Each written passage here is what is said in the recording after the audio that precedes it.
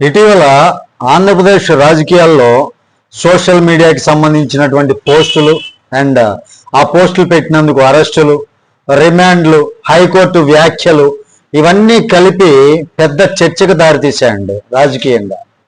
ఈ మొత్తం పరిణామాల మధ్య ఒక వార్త బాగా హల్చల్ చేస్తుంది. అదేంటంటే సజ్జల రామకృష్ణారెడ్డి గారు ఇప్పుడు తీవ్ర ఆందోళనలో ఉన్నాడని, తన కొడుకు సజ్జల భార్గవరెడ్డిని ఎలాగైనా కాపాడాలని కూటమి నాయకులకు, ముఖ్యంగా బీజేపీ వర్గాలకు సందేశాలు పంపిస్తున్నాడు అనేటటువంటి ప్రచారం అయితే జోరుగా వినిపిస్తుందండి.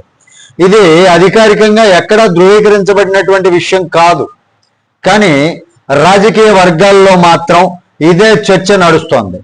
ఎందుకంటే ఇటీవల సోషల్ మీడియా పోస్టులపై కేసులు చాలా సీరియస్గా తీసుకుంటున్నటువంటి తీరు చూస్తే పరిస్థితి మారిపోయింది అనేటటువంటిది స్పష్టంగా కనిపిస్తోంది. ఇక హైకోర్టు ఇప్పటికే కొన్ని కేసుల్లో గట్టిగానే స్పందించింది.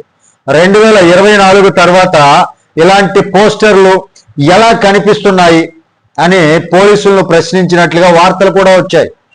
అదే సమయంలో వైసీపీ సోషల్ మీడియాతో సంబంధం ఉన్నటువంటి పలువురుపై కేసులు నమోదవడం, పూడి శ్రీహరి లాంటి వాళ్ళు అరెస్టు కావడం, కోర్టులో రిలీఫ్, కింది కోర్టులో రిలీఫ్ వచ్చినా సరే హైకోర్టు మాత్రం కఠినంగా చూడటం ఇప్పుడు అందరి దృష్టిని ఆకర్షించిందండి. పూడి శ్రీహరి రిమాండ్ తర్వాతే సజ్జల రామకృష్ణారెడ్డి టెన్షన్లోకి వెళ్ళాడు అనేటటువంటి మాటలు వినిపిస్తున్నాయి.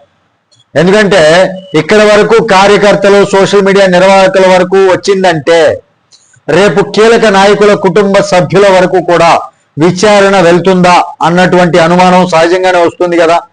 అందుకే తనకు పరిచయం ఉన్నటువంటి కొందరు బీజేపీ నాయకులు ఎవరైతే ఉన్నారో వాళ్ళ ద్వారా ప్రయత్నాలు చేస్తున్నాడు అనేటటువంటి ప్రచారం జరుగుతుంది. గతంలో రాజకీయంగా అందరితో సంబంధాలు ఉండేవి కాబట్టి ఇప్పుడు కూడా అదే మార్గం చూసుకుంటున్నాడని చెప్పుకుంటున్నారండి. ఇక మరో ఆసక్తికరమైనటువంటి అంశం ఏంటంటే జగన్మోహన్ రెడ్డి గారు కూడా ఈ విషయంలో పెద్దగా జోక్యం చేసుకునే పరిస్థితిలో లేడు. తన రాజకీయ పోరాటాల మధ్య ఈ కేసులను ప్రాధాన్యంగా తీసుకోవడం లేదు అని కొందరు విశ్లేషకులు అయితే చెబుతున్నారండి. అంటే సజ్జల రామకృష్ణారెడ్డి ఇప్పుడు ఇక్కడి నుంచి సహాయం రాదు అని ఫిక్స్ అయ్యాడా, ఫిక్స్ అయ్యి ప్రత్యామ్నాయ మార్గాలు చూస్తున్నాడు అనేటటువంటి ప్రచారం మరింత బలపడుతోంది.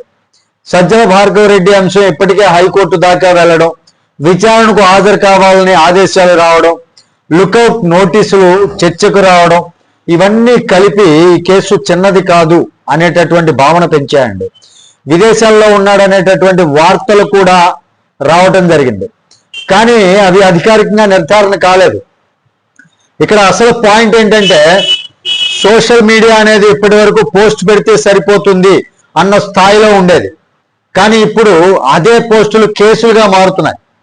అవమానకర పోస్టులు, ఫేక్ ప్రచారం, వ్యక్తిగత దూషణలు, all these are now becoming legal issues. ఇవన్నీ కూడా కలిపి లీగల్ ఇష్యూస్ గా మారుతున్నాయి. ఇదే పెద్ద మార్పు అండి. ఇప్పుడు ఒకప్పుడు ఎవరినైనా టార్గెట్ చేస్తూ 100 అకౌంట్ల నుంచి ఒకేసారి ప్రచారం చేసేవాళ్ళు. ఇప్పుడు అదే వ్యవస్థపై దర్యాప్తు మొదలైతే దాని వెనక ఉన్నటువంటి వాళ్ళు బయటికి రావాల్సిందే. కోర్టులు కూడా ఇప్పుడు సోషల్ మీడియా దుర్వినియోగాన్ని చాలా సీరియస్ గా చూస్తున్నాయి. అందుకే ఇప్పుడు సజ్జల రామకృష్ణారెడ్డి గారు భయపడుతున్నాడు అనేటటువంటి కథనం వైరల్ అవుతుందండి. ఇప్పటి వరకు ఇతరులపై జరిగిందే, ఇప్పుడు నా ఇంటి దాకా వస్తుందా అన్నటువంటి ఆందోళనలో ఉన్నాడు అనేటటువంటి ప్రచారం కూడా నడుస్తోంది. రాజకీయాల్లో ఒక మాట ఉంటుందండి, సమస్య దూరంగా ఉన్నంత వరకు అది వార్త, తన దగ్గరకు వచ్చినప్పుడు అది బాధ.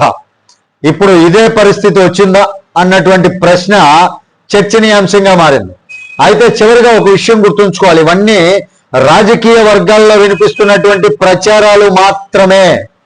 కోర్టు తీర్పులు, అధికారిక రికార్డులు, దర్యాప్తు సంస్థల ప్రకటనలే అసలు నిజాన్ని చెబుతాయి.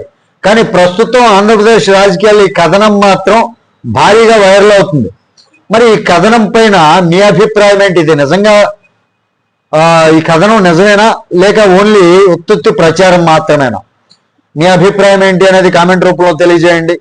వీడియో నచ్చితే ఖచ్చితంగా లైక్ చేయండి, ఛానల్కి సబ్స్క్రైబ్ చేసుకున్నాను కొంచెం సపోర్ట్ చేయండి.